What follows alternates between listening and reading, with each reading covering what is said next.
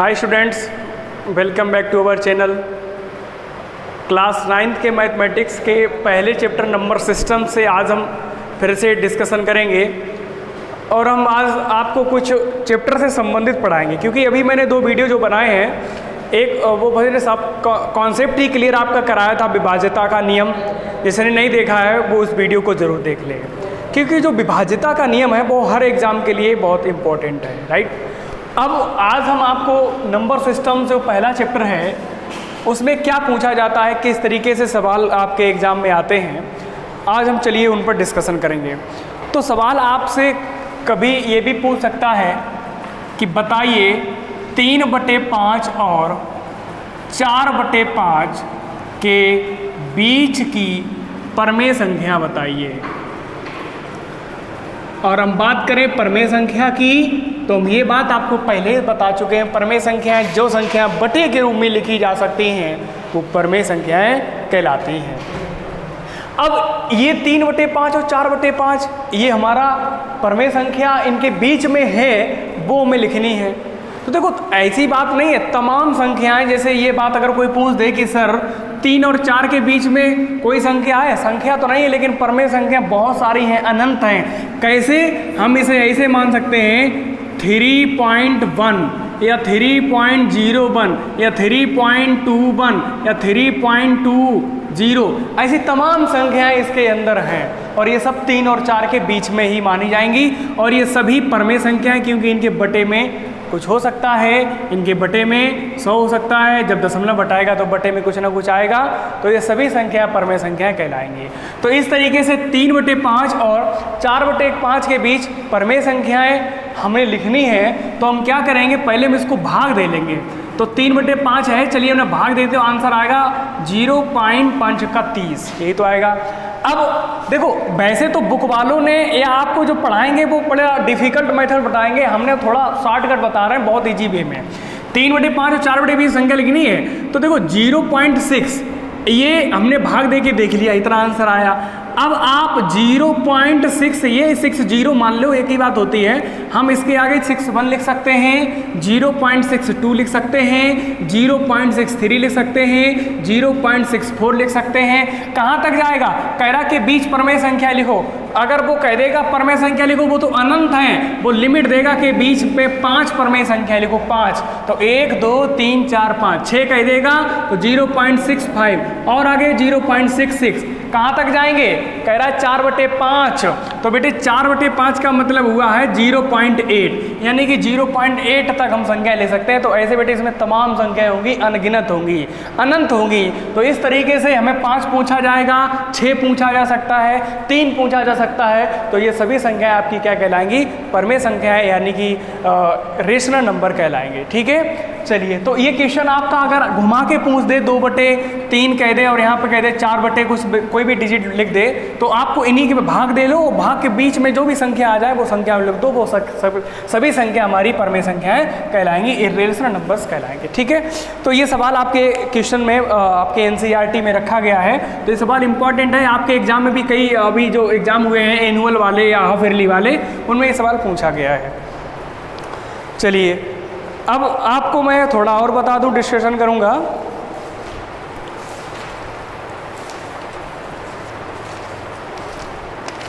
पूर्ण संख्या हमने आपको बताई थी, पूर्ण संख्या 0 से लेके अनंत तक होती हैं। ठीक है, पूर्ण संख्या 0 से लेके अनंत तक होती हैं।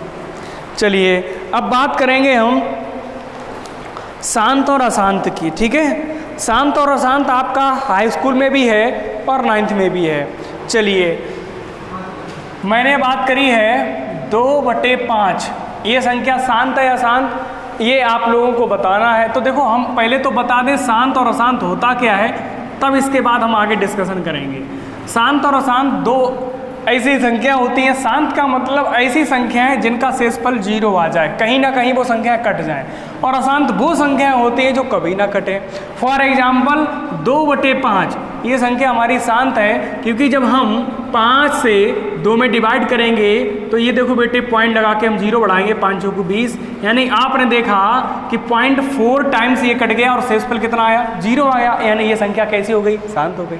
अब अशांत संख्या की बात करें 2/7, ये संख्या अशांत है। क्यों है? क्योंकि जब आप भाग देंगे 7 से 2 में भाग करेंगे, भाग नहीं जाएगा, फिर यहाँ पे पॉइंट लगा के 0 बढ़ाएंगे, 7 दूनी 14, फिर यहाँ पे 0 बढ़ाएंगे, 7 अट्ठे 56, फिर 4 आएगा, फिर 0 बढ़ाएंगे, 7 पना 35, फिर 5 आएगा, फिर 0 बढ़ाएंगे, 7 सत्ते 49, फिर आएगा 1, 7 एकम 7, फिर आएगा 3, 7 चौक 28, फिर यहाँ पे 2 बचेगा, फिर 0 बढ़ाएंगे, 7 दूनी 14, फिर 6 बचेगा। तो इस तरीके से आपने एक बात देखी कि पुनरावृत्ति होने लगी। 0.28571 तक तो ये तो अंक हमारे एक जैसे अलग अलग हैं, लेकिन यहाँ से अंक दोबारा आने लगे, यानी कब आप समझ जाओ कि यही बार दोबारा से फिर पुनरावृत्ति होगी, वही भाग जाता चले जाएगा। कभी ये संख्या कटेगी नहीं, कभी इसका शेषफल 0 नहीं आएगा। तो ऐसी संख्या हमारी क्या कहलाएंगी? आसान संख्या कहलाएंगी।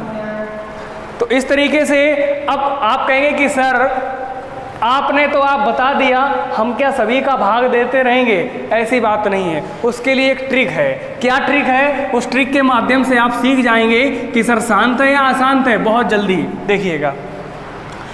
अगर शांत के लिए हम क्या कहेंगे? शांत के लिए याद कर लो, पहले शांत की बात करेंगे। अंश में कुछ भी लिखा हो कोई मतलब नहीं, डजेंट मैटर।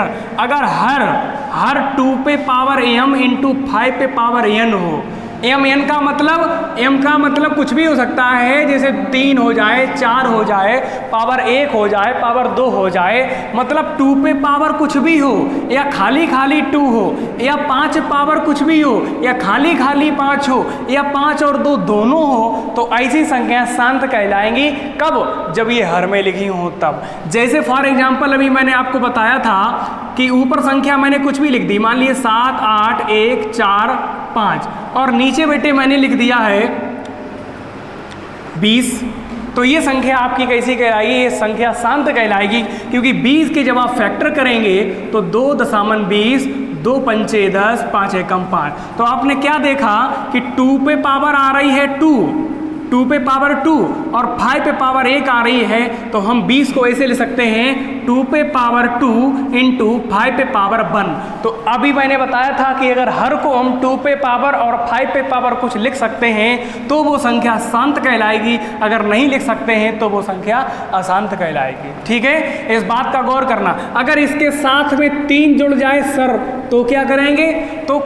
तो ये संख्या अशांत हो जाएगी। ठीक है। हाँ, एक कंडीशन और आपको बता दें कि अगर कभी कभार सवाल क्या होगा कि वो काट के नहीं देगा, सरल करके नहीं देगा और आपसे पूछ देगा कि ये संख्या अशांत है या शांत है, तो वहाँ से बच्चे बहुत से सवाल गलत कर देंगे। अभी उस सवाल को भी हम लेंगे, पहले हम इस पर डिस्कशन करेंगे। देखो और एग्जाम्पल ले लिया, जैसे मैंने 753 और बटे मैंने लिख दिया है 10। तो ये देखो 10 लिख दो तो आप साफ सीधी बात है, ये तो पूरा कट जाएगा, पॉइंट यहाँ आ जाएगा, 75.3 आंसर आ जाएगा। ऐसे ना समझो, ऐसे समझ लो। 10 को हम क्या ले सकते हैं? 2 इंटू 5। तो मैंने अभी क्या बताया था, अगर हर को हम 2 और 5 के फॉर्म में लिख सकते हैं तो वो संख्या शांत कहलाएगी, अन्यथा की स्थिति में अशांत कहलाएगी। अब अशांत के एग्जाम्पल देख लो, आसान संख्याओं के एग्जाम्पल हम देखेंगे। जैसे आसान संख्या क्या होगी? हम जिसको हर को इस रूप में ना लिख पाएँ तो वो संख्या अशांत कहलाएगी। देखो जैसे 3 4 5 और बटे मैंने लिख लिया है 7। तो ये संख्या आपकी आसान संख्या कहलाएगी।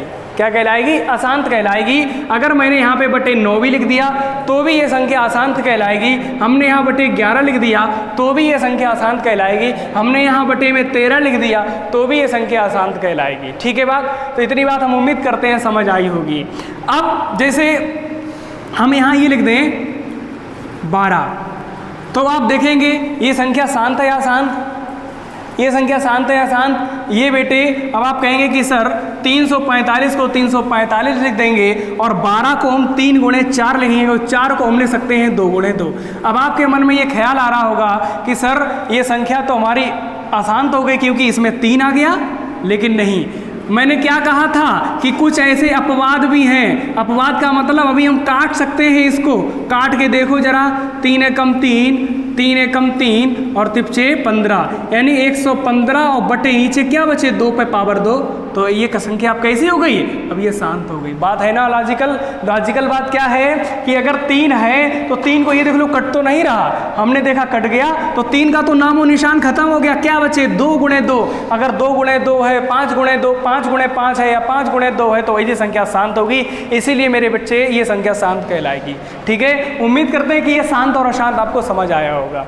तो ऐसे तमाम एग्जाम्पल हैं, कुछ भी ले सकते हैं, बस हमें फोकस किस पे करना है, हर पे करना है। अगर हर हमारा 2 × 5 के फॉर्म में है तो वो संख्या शांत होगी, अगर इस फॉर्म में नहीं है तो वो संख्या अशांत होगी।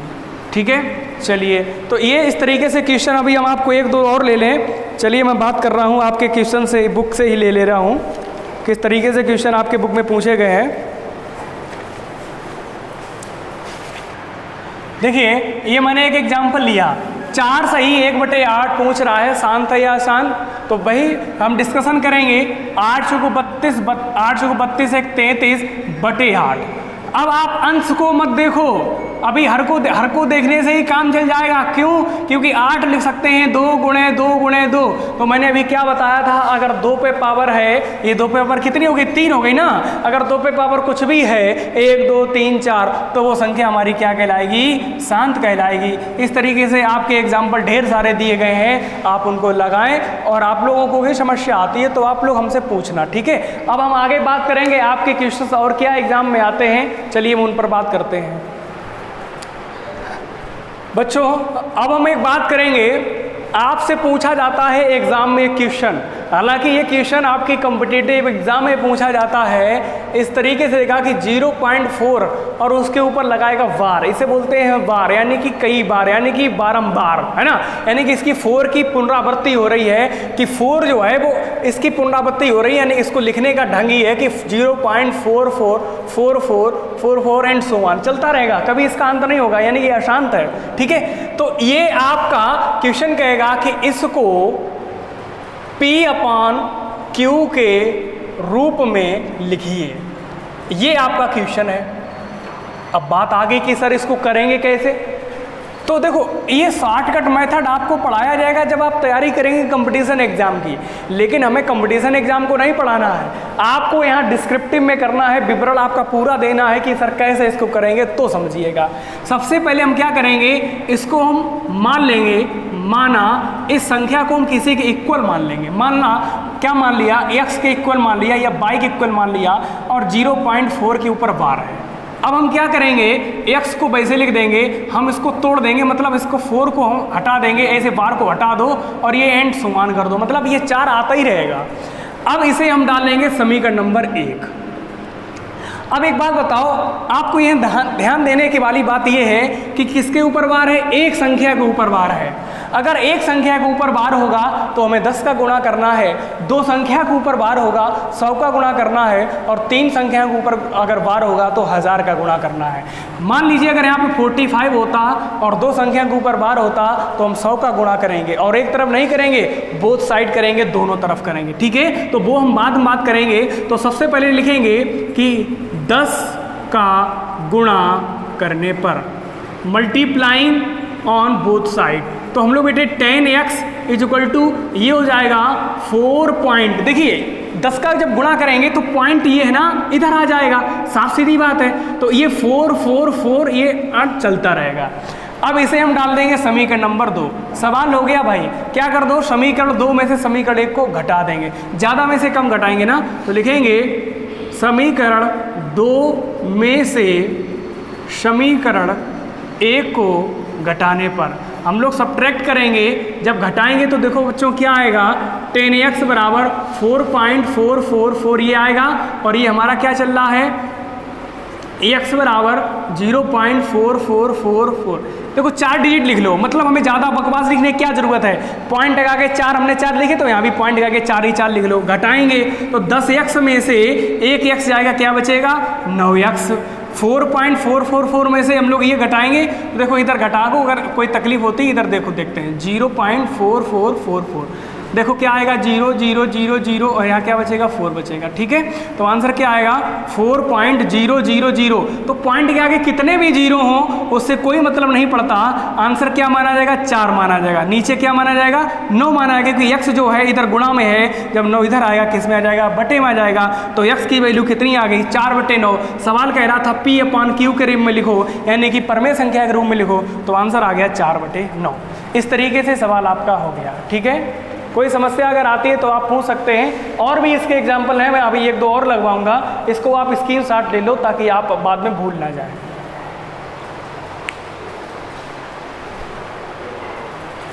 देखिए ये आपको होमवर्क में किसी भी स्थिति में ये करना है और हमें उसको ग्रुप में, अब ऐसा करें कि ग्रुप में ना सेंड करा करें, पर्सनल नंबर पे सेंड करें, क्योंकि ग्रुप में आप शेयर करते हैं तो बच्चा क्या करता है डाउनलोड करके देख लेता है, अपनी कॉपी पे करके वो भेज देता है, तो वो चीटिंग हो जाती है। तो आप क्या करेंगे पर्सनल नंबर पे मुझे भेजेंगे, ये क्वेश्चन हल करके और कॉपी पे करके फ़ोटो खींच के आप व्हाट्सएप करेंगे। ठीक है, ये आपकी जिम्मेदारी है। होमवर्क ये हम सभी बच्चों का देखेंगे, देखते हैं कौन बच्चा जागरूक है और कौन नहीं जागरूक है। अब हम एक और क्वेश्चन बताएंगे। देखो 0.235 और हमने लगा दिया 35 के ऊपर बार, लिख रहा है P/Q के रूप में लिखो। अब इसे कैसे करेंगे कि सर 2 के ऊपर बार दे दिया, 1 के यहाँ संख्या को छोड़ दिया, तो सबसे पहले हमारा वही काम होगा, हम इसे मान लेंगे कि माना ये x के इक्वल है 235 के ऊपर बार। अब हम यहाँ क्या करेंगे बार को हटाएंगे, जब बार को हटाएंगे तो कितने के ऊपर बार है 35 के ऊपर बार है, यानी कि 35 2 अंकों की यहाँ पे पुनरावृत्ति होती रहेगी और ये चलता रहेगा। इसे हम समीकरण क्या डाल देंगे 1 डाल देंगे। अब यहाँ एक अभी ना डालो समीकरण 1, सबसे पहले इसमें 10 का गुणा करा दो। ठीक है, हम लिखेंगे 10 का गुणा करने पर, तो 10 का जब गुणा करेंगे, अब बात करेंगे कि 100 का गुणा सर क्यों नहीं कर रहे हैं, क्योंकि 100 का गुणा बेटे हम जब करते जब यहाँ पे कोई संख्या नहीं होती, तब हम 100 का गुणा करते तो 100x हम कर देते, यहाँ पे 100 का गुणा करते, समीकरण 2 से और 1 को घटा देते, आंसर आ जाता। लेकिन यहाँ पे उन्होंने थोड़ी चालाकी करी, इसीलिए मैंने ये सवाल दिया है। वो सवाल जो होमवर्क के लिए दिया उसमें 100 का गुणा डायरेक्ट कर देना, आंसर आ जाएगा। इसमें क्या है इन्होंने 2 संख्या को ऊपर वार किया है और 1 संख्या को छोड़ दिया है। ऐसी संख्याओं को कैसे हल करेंगे, सबसे पहले हम 10 का गुणा करेंगे, क्योंकि पॉइंट के बाद 1 अंक है ना, कौन सी संख्या छूटी है 1 अंक की संख्या छूटी है, तो पहले हम पॉइंट को इधर पहुंचाएंगे, 1 अंक उधर पहुंचाएंगे, तो 10 का गुणा करना पड़ेगा। तो 10x बराबर ये जब पॉइंट पहुंचाएंगे तो 2.353535 ऐसे ही आता रहेगा। ठीक है, ज़्यादा अंक ना ले, इतना ही ले लो। अब समीकरण इसे डाल देंगे 1। देखो अभी हमने कितना गुणा किया 10 का गुणा किया। अब एक बात अब दिमाग लगाओ कि कितने के ऊपर बार है 2 के ऊपर बार है। अब हम गुणा करेंगे, जब 2 के ऊपर बार है मैंने बताया था किसका गुणा करते हैं 100 का गुणा करते हैं, तो लिखेंगे समीकरण 100 का गुणा करने पर। ठीक है, अब हम 100 का जब गुणा करेंगे, 100 का गुणा इसमें कराइए। ठीक है, तो ये आ जाएगा 1000x हो जाएगा, ये हमारा 1000x हो जाएगा। और ये 100 अंक जब इधर 100 का गुणा कराएंगे तो ये 2 अंक दशमलव इधर पहुंच जाएगा, यानी कि 235.35। भाई 100 का गुणा कराएंगे पॉइंट 2 अंक हमारा इधर आ जाएगा। ठीक है, 2 अंक पॉइंट हमारा। अब बेटे समीकरण वही बात आ गई, 2 में से समीकरण 1 को सब्ट्रैक्ट कर देंगे, जब हम घटाएंगे तब क्या होगा, एक डायरेक्ट हम घटा रहे 1000x में से 10x का घटाएंगे, सबको मालूम है 990x बचेगा, इसमें इसे घटाएंगे तो देखो इसे रफली घटाते हैं तो सबको पता चल जाएगा 235.35। क्या घटाना है 2 दशमलव, दशमलव नीचे दशमलव रहना चाहिए 35, इधर कुछ भी अंक नहीं तो हम 0 अपना आप बढ़ा लेंगे, 0 0 5 में से 2 गया 3 और यहाँ क्या बचेगा 3, तो 990x बराबर क्या आ गया 33 बचा, केवल पॉइंट के आगे 0 तमाम है, कोई मतलब नहीं है, वो 33 ही माना जाएगा।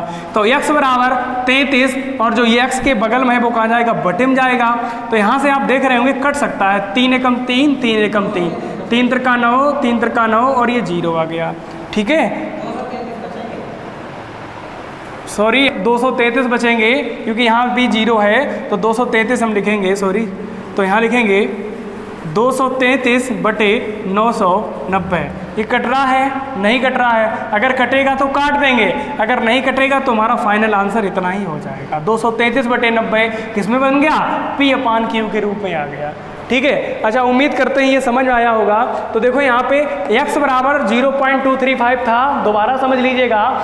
x बराबर हम इसको पहले तो बार हटाएंगे, बार हटाने का मतलब कई बार इस संख्याओं को लिख देंगे। तो 10 का गुणा करेंगे तो 10x बराबर 2.3535। 10 का गुणा क्यों कर रहे हैं उसका लॉजिक एक है, उन्होंने किस संख्या के ऊपर बार नहीं किया, एक संख्या के ऊपर बार नहीं किया, तो हम एक संख्या का यानी कि 10 का गुणा करेंगे, पॉइंट इधर पहुंचाएंगे। अब अगर यहाँ संख्या एक और लिखी होती, जैसे 22 लिखा होता, तब क्या करते? तो 100 का गुणा करते, फिर हम दोबारा 100 का गुणा करते। दोबारा क्यों करते हैं? क्योंकि 2 के ऊपर बार है, वो तो हमें मजबूरी में करना ही पड़ेगा। तो 100 का गुणा कर दिया, 100 का गुणा इसी में कर दिया हमने, तो 100 का गुणा 10 में किया 1000x, 100 का गुणा करेंगे पॉइंट 2 किधर खिसक जाएगा, यानी 235 मतलब 3 5 समीकरण 2, समीकरण 2 में से समीकरण 1 को घटा दिया, 990x बराबर इसमें इसको घटाया 233 बचा, x बराबर 233/990। इस तरीके से आंसर आ गया। इसका आप लोग स्क्रीनशॉट ले लो, इंपॉर्टेंट क्वेश्चन है और बहुत ही कई एग्जाम में आपके आया हुआ है। ठीक है, चलिए बच्चों उम्मीद करते हैं कि ये समझ आया होगा। जो मैंने होमवर्क दिया है वो आपको होमवर्क करना है एनी हाउ। ठीक है, कल की क्लास हम शुरू करेंगे, आज के लिए इतना काफ़ी है। अब आपका ये लगभग एक चैप्टर जो बन है वो कंप्लीट है, कुछ क्वेश्चन जो रह गए वो मैं लगवा दूंगा। तब तक के लिए धन्यवाद, आपका समय शुभ हो। जय हिंद, जय भारत।